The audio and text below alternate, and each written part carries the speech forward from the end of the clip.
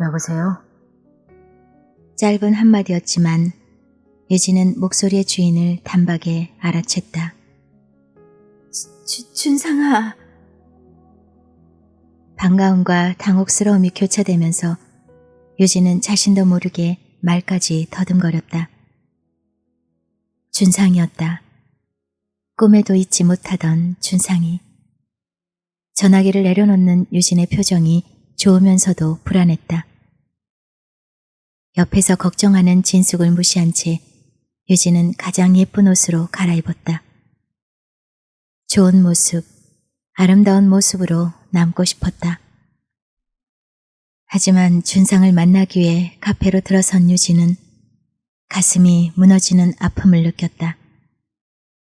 준상의 얼굴이 몹시 아픈 사람처럼 창백했다. 준상은 바쁘게 일해서 좀 피곤할 뿐이라고 말했지만 유진은 불안했다.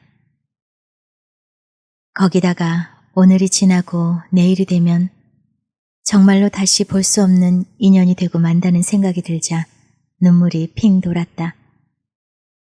이미 알고 있는 사실이었는데도 그랬다. 유학 간다며? 상혁이가 그러더라. 밝게 웃는 준상은 한동안 말없이 유진의 얼굴만을 들여다보았다. 그냥 봐두는 거였다.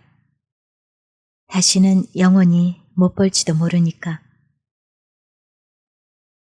준상은 빛이 있는 세상에서 처음으로 유진을 보게 되었을 때의 기억을 떠올렸다. 정말 예뻤다. 저렇게 예쁜 애가 있었나 할 정도로. 그리고 폴라리스에서 다시 만났을 때는 씩씩하게 일하는 모습이 참 눈부셨다. 늘 그렇게 유진의 모습은 보기 좋았다. 그런데 정작 자신은 그 모습을 지켜주지 못했다는 생각이 들었다. 슬픈 기억만이 떠올랐다. 그럼에도 불구하고 유진은 행복했다고 했다. 그 말이 준상의 마음을 더욱 아프게 만들었다. 유진아, 부탁할 게 있어. 뭐든 들어줄 수 있니? 그래, 뭐든지 들어줄게. 너 상혁이랑 같이 유학 가라. 준상아. 상혁이라면 나 안심할 것 같아. 상혁이가 널 얼마나 사랑하는지 아니까 나 안심할 수 있을 것 같다. 다른 누구보다도 상혁이라면 널 꼭 지켜줄 거야. 싫어. 유진아. 그건 안 돼. 싫어. 들어줘, 유진아. 상혁이라면 널 행복하게 해줄 수 있을 것 같아서 그래. 나를 위해서야. 날 위해서 네가 행복해질 수 있도록 노력해줘. 준상을 바라보고 있는 유진의 두 눈에서 뜨거운 눈물이 하염없이 흘러내렸다. 준상은 카페를 나와 유진의 집 앞까지 운전하는 동안 아무 말도 하지 않았다. 유진도 그랬다. 두 사람 침묵의 무게에 눌린 세상이 어느덧 고요해지기 시작했다. 깊은 어둠이 내렸다. 반나절을 그렇게 차 안에서 침묵하며 보낸 두 사람이었다. 먼저 차에서 내린 준상이 차 문을 열어주었다. 살아있어서 해줄 수 있는 마지막 배려인 듯이. 내일 공항엔 나오지 마. 너 두고 가는 거 힘들 것 같아. 스스로에게 최면을 거는 것처럼 준상은 유진을 보며 말했다. 그래. 그리고 너 어디서든 밥 잘 먹고 잠도 잘 자고 씩씩하게 잘 살겠다고 약속해줘. 약속할게. 그리고 우리 앞으로는 다시 만나지 말자. 그냥 바닷가에서 행복했던 기억을 마지막으로 우리 다시 만나지 말고 좋은 모습만 기억하자. 목이 맨 준상의 목소리가 갈라져 있었다. 그래 줄 수 있니? 그래, 고마워. 갈게. 안녕. 준상의 나지막한 목소리는 이 세상에서의 마지막 인사였다. 그리고는 그는 유진의 곁을 떠났다. 준상이 한 걸음을 옮겼을 때 유진이 준상의 팔을 붙잡았다. 가지 말라고 잡고 싶었다. 하지만 돌아서서 유진을 바라보는 준상의 슬픈 눈이 더는 그를 잡을 수 없게 만들었다. 유진은 스르르 팔을 풀었다. 그냥 그렇게 보내서는 안 되는데. 방으로 들어선 유진은 무너지듯 주저앉았다. 무릎에 얼굴을 묻고 소리내어 펑펑 울기 시작했다. 이렇게 보내는 게 맞는 것인지.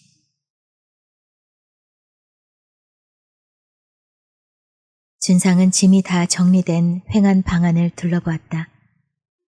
맨 처음 그 집에 들어섰을 때 유진과 꿈꿨던 많은 생각들이 떠올랐다.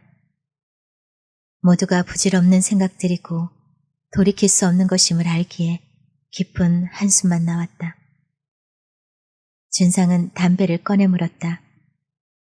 준상의 입에서 뿜어져 나오는 담배 연기는 순식간에 어디론가 허망하게 흩어졌다. 모두가 그렇게 흩어지고 마는 것을. 준상은 전화를 걸었다. 언제나 자신에게 정신적인 위안이었던 아버지 같은 따뜻한 사람, 김 차장에게 인사를 했다. 역시 김 차장은 마지막까지 희망을 주는 사람이었다. 건강해진 다음 컴백하라는 가슴 따뜻한 희망의 말을 잊지 않았다. 건강해요, 선배. 준상은 이 세상에서 만난 인연 중에 가장 고마웠던 사람에게 마지막 인사를 했다. 그것은 준상의 인생에 있어 가장 아름다운 인사였다. 준상이 한마디를 덧붙였다. 고맙다고. 전화를 끊은 준상은 비행기표를 잠시 들여다보고는 가방을 들고 일어났다. 아쉬움과 그리움이 가득했던 물리적인 공간을 떠나는 안타까운 마음이 텅 빈 마음의 공간을 더욱 외롭게 만들었다. 집을 나서 준상이 찾아간 곳은 상혁이 근무하는 방송국이었다. 스태프들과 함께 스튜디오를 나오던 상혁은 복도 끝에 뒷모습을 보이며 서 있는 준상을 보고 잠시 어색하게 바라보았다. 하늘과 가장 가까운 옥상으로 올라간 두 사람은 나란히 서서 하늘을 올려다보았다. 어색한 침묵이 흘렀다. 이젠 하늘도 겨울이 아니구나. 먼저 침묵을 깬 것은 준상이었다. 여긴 겨울 하늘이 참 좋았어. 투명한데 이상할 정도로 깊이가 있었거든. 근데 이 하늘도 더 이상 못 보겠다. 상혁이 무슨 소리냐는 놀란 표정으로 준상의 얼굴을 빤히 쳐다보았다. 나 지금 떠난다. 다시 돌아오지 않아. 유진이 부탁한다. 너라면 유진이 맡기고 가도 안심일 것 같아서 말하는 거야. 소중하게 지켜줘. 외롭지 않게, 힘들어하지 않게. 준상의 얼굴을 들여다보는 상혁의 눈가가 바르르 떨렸다. 그때 준상이 상혁의 어깨를 양손으로 살며시 잡았다.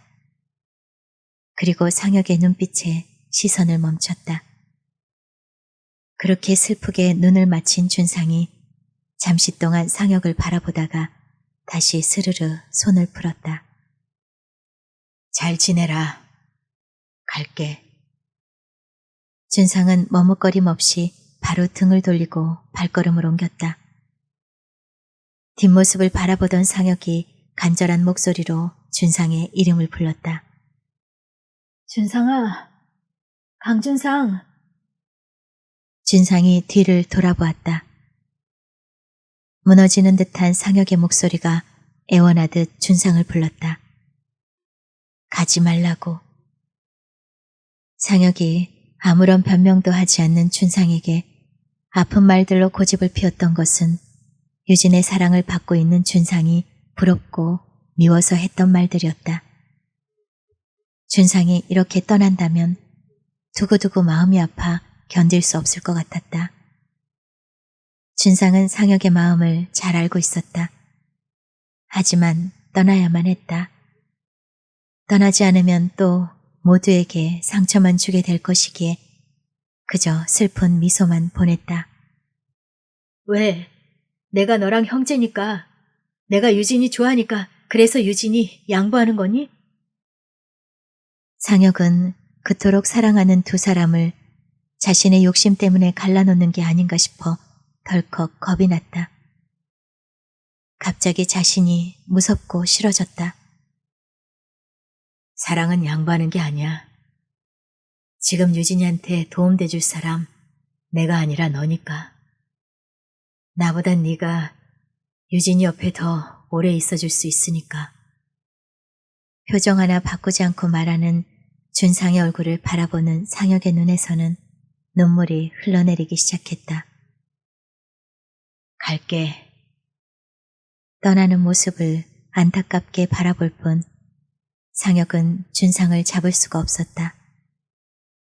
분명 떠나보내고 나면 견딜 수 없을 텐데 이대로 보내서는 안 되는 것인 줄 알면서도 잡을 수가 없었다. 준상이 꼭 떠나지 않으면 안 될 사람의 표정을 짓고 있었기에. 퇴근을 한 상혁은 집 앞에 차를 세우고 오랫동안 차에서 내리지 않았다. 아무래도 마음에 걸렸다. 다신 돌아오지 않아. 나보단 네가 더 오래 유진이 옆에 있어줄 수 있으니까. 라고 말하던 준상의 표정이 자꾸만 눈에 밟혔다. 상혁은 괴롭고 착잡한 심정으로 집 안으로 들어섰다.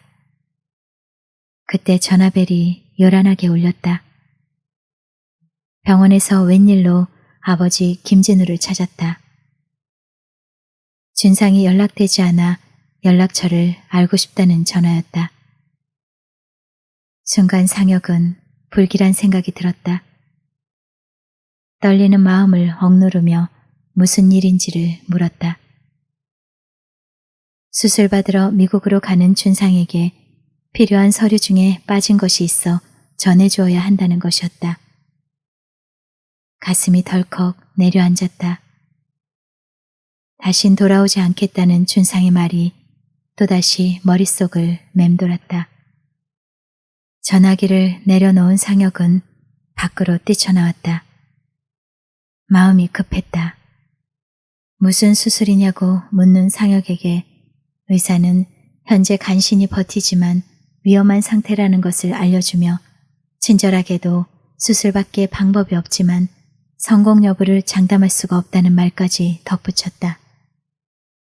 상혁은 차를 급하게 몰아 유진에게 찾아갔다. 다급했다. 이대로 준상일 떠나보낼 수는 없었다. 의외로 유진은 담담했다. 준상이 오늘 밤 비행기로 떠난다는 사실을 알고 있으면서도 시계의 시선을 고정시키고 담담한 표정으로 앉아 있었다. 그게 아닌데, 정말 그게 아닌데. 모두가 바보 같다는 생각이 들면서 상혁의 눈에서 눈물이 흐르기 시작했다. 그렇게 떠나는 준상이나 공항에 나오지 말라고 한 약속을 지키겠다고 버티는 유진이나 어쩌면 그렇게 바보 같은지 상혁의 가슴이 미어졌다. 유진아, 미안해. 내가 잘못했어. 내가 널 속였어. 무슨 말인가 싶어 유진이 상혁을 물끄러미 바라보았다. 널 다시 뺏기는 게 무서워서. 아니, 준상이가 우리 아버지 아들이라는 게 견딜 수가 없어서 나 너한테 아무 말도 안 했어. 유진의 표정이 충격으로 일그러졌다. 준상이 우리 아버지 아들이야. 내 형이야. 너하고는 아무 상관이 없어. 상혁은 점점 더 충격적인 말을 들려주었다. 준상이 죽을지도 모른대. 유진의 가슴이 쿵 하고 무너졌다. 이건 또 무슨 소린지. 준상이 많이 아프대.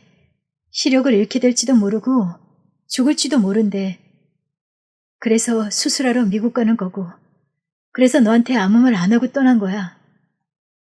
심장이 몸 밖에 달린 것처럼 요란하게 두근거렸다. 아직 시간이 남아 있었다. 차를 타고 공항을 향해 달려가는 유진의 표정이 고통과 슬픔으로 처참했다. 유진은 신음소리조차 낼 수 없었다. 덜덜 떨리는 마음을 맞잡은 두 손에 힘을 주어 간신히 버티고 있었다. 제발, 준상아, 기다려줘, 제발. 출국 수속대로 들어선 준상은 여권과 티켓을 보여주고는 잠시 그 자리에 멈춰섰다. 누군가가 자신을 지켜보고 있다가 준상아 부르며 달려올 것 같았다. 하지만 아무도 준상을 부르는 사람은 없었다. 한 번쯤은 약속을 어겨도 될 텐데 그 바보는 그 약속을 꼭 지키는 사람이었다. 허탈한 웃음이 나왔다. 지금에 와서 뭔가를 바란다는 게 어리석다는 생각이 들었다. 준상은 다시 한번 주위를 뒤돌아보았다. 아픈 계절을 겪게 만들고 아픈 그리움을 남긴 이 땅과의 마지막 이별을 위해 준상은 그 계절의 끝자락에서 몸을 돌려 천천히 답승구로 걸어 들어갔다. 유진이 상혁과 공항 로비로 들어섰다. 사방을 찾아다니고 마지막으로 출국 수속대 앞까지 찾아봤지만 준상은 어디에도 없었다. 데스크로 달려갔다. 준상은 이미 10분 전에 뉴욕행 비행기에 몸을 실은 후였다. 유진은 그 자리에 털썩 주저앉았다. 허무했다. 하지만 이상하게 눈물은 한 방울도 나오지 않았다. 처음 교통사고로 준상을 잃었을 때처럼 그렇게 눈물 많던 유진의 눈에서는 눈물 한 방울 나오지 않았다. 준상아, 준상아, 난 알아. 네가 그렇게 떠나갈 수밖에 없었던 것을. 네가 너 자신보다 나를 더 많이 사랑한다는 것을 난 알아. 남겨진 내가 걱정되어 그렇게 떠났다는 것을. 너 그거 아니? 너 비록 몸은 멀리 떠나갔지만 마음은 하얀 겨울을 함께했던 나의 가슴 속에 남기고 떠났다는 것을. 그리고 이미 넌 나에게 따스한 손이 돼주었고 튼튼한 다리가 돼주었어. 나 너 없이도 살아갈 충분한 이유가 있어. 따스한 네 손길이 내 안에 살아 튼튼한 버팀목이 되고 있는 걸. 내가 슬프고 힘들고 그러면 내 안에 네가 힘들 거니까 나 씩씩하게 살아갈게. 네 말대로 너를 위해서. 내 안에 너를 위해서. 내 안에 네가 살아있는 한 넌 날 떠난 것이 아니야. 살아 숨쉬고 있는 거지. 걱정 마. 나 잘할게. 그리고 사랑하는 널 위해서 행복할게. 안녕, 준상아. 떠날 짐 정리를 끝낸 유진이 자리에 앉아 프랑스행 티켓을 들여다보고 있었다. 인기척이 들렸다. 상혁이었다. 상혁은 다짜고짜 유진에게 비행기표를 내밀었다. 뉴욕행이었다. 가라. 준상이 따라가. 지금 당장 따라가, 유진아. 유진은 상혁이 얼마나 미안해하는지 다 알고 있었다. 그래서 거절은 하지 않았다. 그래야 상혁의 마음이 편해질 것 같아서. 비행기표를 받아든 유진은 상혁을 향해 슬픈 웃음을 지어 보였다. 상혁아, 나 네 마음 잘 알아.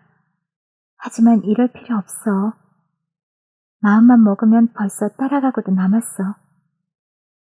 내가 그냥 이대로 프랑스로 유학가려는 건 나뿐만 아니라 내 안에 또 다른 나를 위해서야.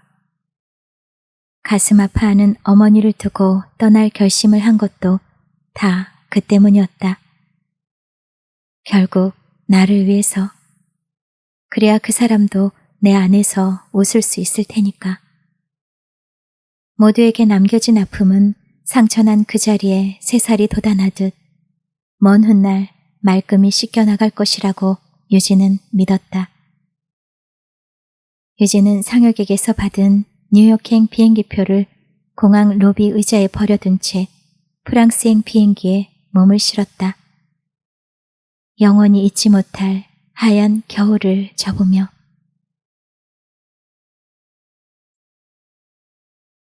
진숙의 딸 지연이 벌써 3살이다. 유진은 세상에서 처음 만나는 지연이 반갑고 새삼스러웠다. 거기다가 안고 있던 상혁의 팔에 신뢰하는 모습을 보자 당황되지만 즐거웠다. 사람이 살면서 느끼는 즐거움, 그리고 행복. 결국은 별것이 아니란 생각이 들었다. 또 시간은 쉼 없이, 거스름 없이 흐르기 마련이고, 그래서 돌아올 수 있었다. 흐르지 않고 멈춘 시간이라면 다시는 돌아올 수가 없을 것이다. 우리 지연이 이모랑 잘 놀았어? 전혀 총각한테 애보라고 시켜서 미안하네.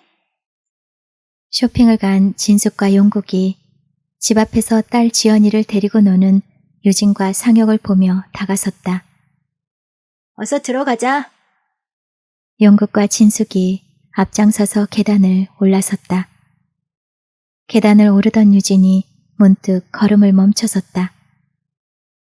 3년 전 매일 오가며 밟던 그 느낌이 아니었다.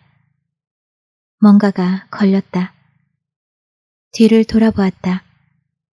아무것도 없고 예전의 모습 그대로인데 발걸음을 잡는 것은 무엇일까? 그냥 가슴이 아파왔다.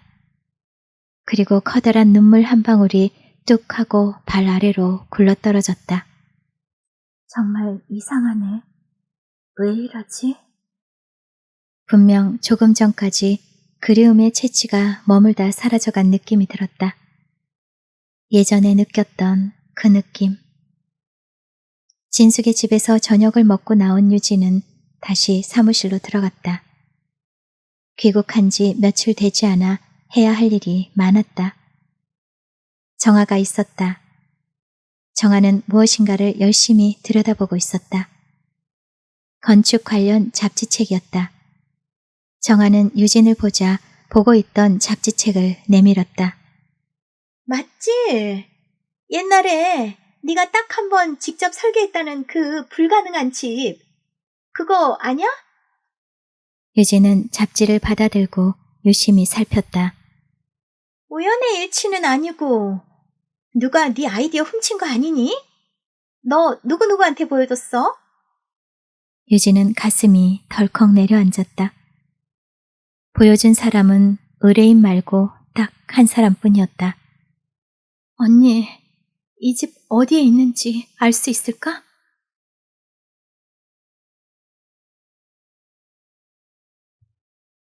울창한 나무숲 한켠에 자리 잡은 집. 예전에는 불가능한 집이었는데 이제는 그 이상을 실현한 모습으로 당당하게 서 있는 그 집에서 누군가 손과 발로 집안을 더듬고 있었다. 거기 가면 내가 걸어놓은 선물이 걸려있을 거야. 네가 무진장 좋아하는 거. 벽을 더듬던 그는 큰 퍼즐판이 만져지자 환하게 웃었다. 한 조각이 어설프게 맞춰진 것도 모르고 손으로 더듬거리던 그는 그 조각을 땅에 떨어뜨리고 말았다. 쪼그리고 앉아 떨어진 조각을 찾으려 바닥을 더듬어 보지만 찾을 수가 없다. 그는 체념하고는 빛이 들어오는 창가를 향해 조심스럽게 걸음을 옮겼다. 열려진 창문을 통해 들어오는 시원하고 상큼한 바닷바람을 느끼며 그는 이 세상 사람이 지을 수 없는 미소를 짓고 있었다. 강렬하게 들이치는 햇살과 피부를 간지르는 바닷바람, 그리고 환한 미소. 그는 탁자에 놓인 차를 마시고 있었다. 너는 웃는 게 이쁘다니까. 누군가의 목소리가 귓가를 맴도는 듯 했다. 새소리, 바람소리, 그리고 바닷소리가 가슴 저 깊은 곳의 고요함을 밀어내고 있었다. 학회에 볼 일이 있어서 일시 귀국했던 그는 출국을 앞두고 자신이 설계한 숲속의 집을 방문하게 된 것이었다. 비록 직접 볼 순 없지만 손으로, 발로, 그리고 마음으로 그 집을 보고 싶었다. 가야 할 시간이 되어 밖으로 나온 그는 집 주위를 더듬기 시작했다. 집 주위를 둘러싼 여러 가지 꽃이 손끝에 만져졌다. 어때? 마음에 드니? 사랑하는 사람에게는 서로의 마음이 가장 좋은 집이라고 말했던 그녀. 그녀가 꿈꾸던 집이 이제야 완성되었다. 문 앞에 앉아있는 그에게 운전기사가 다가섰다. 그를 자동차까지 안내한 기사는 짐을 챙겨 트렁크에 실었다. 잠시 후 그 집 앞은 다시 조용해졌다. 배에서 내린 유진은 울창한 아름드리 나무 숲길을 걸어갔다. 산새들의 지저김이 유난히 맑게 들려왔다. 고개를 들어 나무들을 올려다보면 빛나는 햇살이 나무들 사이로 고개를 들이밀었다. 울창한 원시림을 지나자 저 멀리 창문이 열려있는 숲속의 집이 보였다. 분명 그 집이었다. 불가능했던 그 집. 불가능이 가능이 되어 우뚝 서 있는 집을 바라보던 유진은 가슴이 떨렸다. 유진은 천천히 집 안으로 들어섰다. 실내가 아주 정갈하게 꾸며져 있었다. 실내를 둘러보던 유진이 시선을 멈춘 곳은 벽에 걸려있는 퍼즐판이었다. 그였다. 3년 동안 한 번도 잊지 않았던 준상이가 분명했다. 퍼즐판으로 다가간 그녀는 퍼즐의 그림을 유심히 들여다보았다. 우람하게 솟아있는 것이 고대의 성을 연상시켰다. 그런데 제대로 다 맞춰진 퍼즐판에 한 개의 퍼즐이 부족했다. 유진은 주위를 둘러보았다. 그리고 바닥에 떨어져 있는 한 조각의 퍼즐을 찾아냈다. 퍼즐을 주워둔 유진에게 예전의 기억이 떠올랐다. 비어있던 한 조각의 퍼즐을 끼워 넣는 순간 마술처럼 준상이 나타났던 기억을. 유진은 바닥에서 주워든 퍼즐 조각을 비어있는 퍼즐판에 끼워 넣었다. 유진은 만감이 교차하는 마음을 진정시키고는 바닷소리가 들려오는 창가로 다가섰다. 창가 가까이에 놓여있는 탁자에 마시다 만 찻잔이 남겨져 있었다. 유진은 왠지 모를 서글픔이 느껴졌다. 귀국해서 지금은 용국과 진숙이 살고 있는 전에 살던 집에 들렀던 날 느꼈던 그런 이상한 서글픔이 또다시 밀려오는 것을 느꼈다. 유진은 먼 바다를 오래도록 바라보고 서 있었다. 바닷가에서의 행복했던 그와의 추억이 또다시 물밀듯이 밀려들었다. 넘실대는 바닷물결에 부서지는 맑은 햇살. 가슴이 터질 것만 같았다. 그가 다시 집 앞에 돌아왔다. 미처 챙기지 못한 것이 있어서 돌아온 것이었다. 어디다 두셨어요? 제가 가져올게요. 운전기사가 말했다. 아니에요. 여기선 저 혼자 찾아갈 수 있어요. 그는 더듬거리며 집 안으로 들어섰다. 조심스럽게 몇 발자국을 떼어놓는 그는 거실의 오른쪽 코너로 돌아야 한다는 것을 알고는 몸을 틀었다. 순간 그는 어떤 채취를 느꼈다. 그가 익히 알고 있는 채취였다. 그 채취가 누구의 것인지 그는 너무도 잘 알고 있었다. 하지만 아무것도 볼 수 없었다. 그 누가 와 있다 해도 그는 그의 얼굴을 볼 수 없었다. 창가에 서서 바다 쪽을 바라보고 있던 유진도 누군가 가까이 다가오는 느낌에 몸을 돌렸다. 순간 탁자 위에 올려진 찻잔을 건드리고 말았다. 안으로 들어선 그를 바라보던 유진은 그 자리에 돌처럼 굳어졌다. 그도 이제 확실하게 누군가 있다는 사실을 확인했다. 누구시죠? 유진은 그를 본 순간 아무 말도 할 수가 없었다. 또다시 퍼즐 한 조각을 맞추자 마술처럼 나타난 그. 유진은 자신의 운명 앞에서 한순간 말을 잃고 말았다. 말없는 유진 앞에 서 있는 그 사람. 그런데 그는 이제 유진의 얼굴을 볼 수가 없었다. 누구시죠? 그가 다시 한번 물었다. 이번에도 유진은 대답할 수 없었다. 대답하지 않아도 그는 자신이 와 있는 것을 알 수 있을 테니까. 그의 표정이 점점 밝아지기 시작했다. 입가에 미소가 번졌다. 유지인이니? 그의 눈에서, 그의 목소리에서 그리움이 흘러내리고 있었다. 준상이니?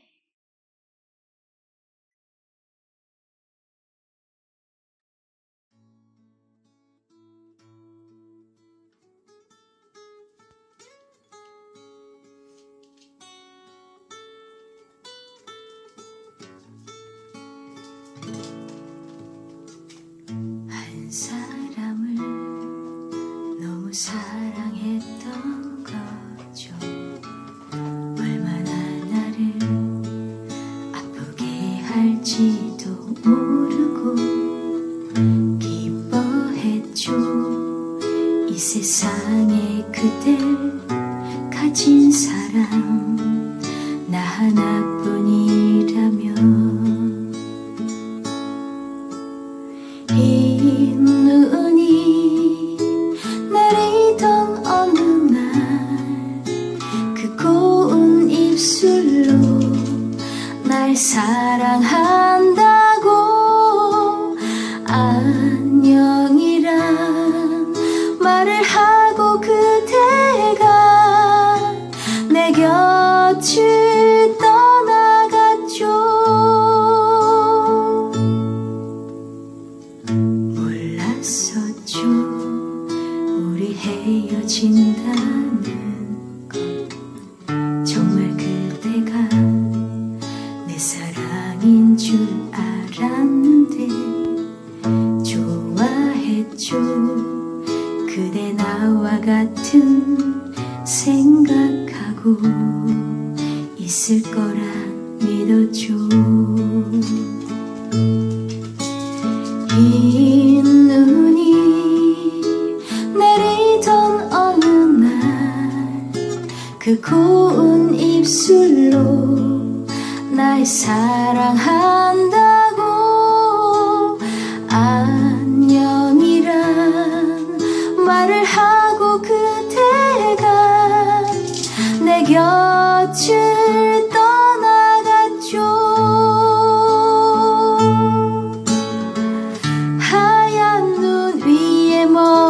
멀어져 가는 그대가 남겨둔 발자국 세면 멍하니 바보처럼 떠나가는 뒷모습 보면서 울었죠. 흰 눈이 내리던 어느 날 그 고운 입술로 날 사랑한다고 안녕이란 말을 하고 그대가 내 곁을 떠나갔죠. 내 곁을 떠나갔죠.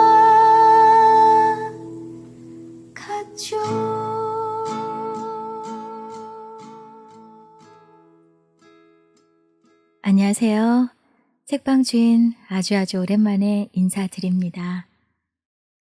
긴 장편소설 겨울 연가를 9월 29일의 첫 시작으로 이 시간 마지막까지 함께 해주신 구독자님들께 진심으로 감사하다는 말씀 꼭 전하고 싶습니다. 안타까운 유진과 준상 그리고 상혁이와의 러브스토리. 그 당시 최고의 히트 드라마였기에 많은 분들이 내용을 아시기도 하셨겠는데요. 그래도 끝까지 스포하지 않으시고 아는 체 하지 않으시고 매너 지켜주셔서 정말 감사했어요. 왠지 겨울 연가와 어울릴 것 같아서 이루의 흰눈이라는 곡을 제가 들려드려 보았는데요. 어떠셨는지 모르겠습니다. 네, 이 시간도 편안히 머무셨길 희망하고요. 저는 또 다음 시간에 또 다른 이야기로 찾아뵙도록 하겠습니다. 책방의 방구님들 사랑합니다. 이 인사 정말 하고 싶었거든요. 감사합니다. 또 뵐게요.